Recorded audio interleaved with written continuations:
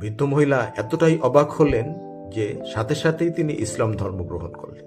মদিনায় এক অসহায় বৃদ্ধ মহিলা বসবাস করতেন এবং সে খুব অসুস্থ ছিল। একদিন নবীজি তার সাহাবীদের মাধ্যমে তার খোঁজ পেলেন এবং হঠাৎ করে তার বাড়িতে যেয়ে হাজির হলেন।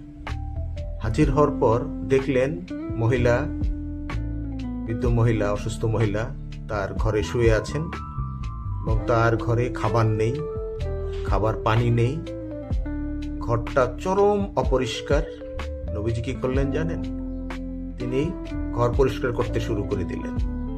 ঘর পরিষ্কার করলেন এবং তার জন্যে দূর থেকে খাবার পানি সংগ্রহ করলেন। সংগ্রহ করে নিয়ে এসে তার ঘরে রাখলেন।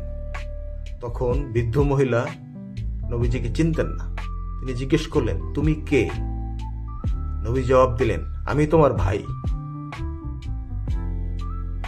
আমি তোমার ভাই মোহাম্মদ।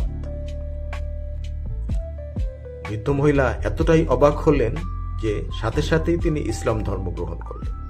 সুবহানাল্লাহ।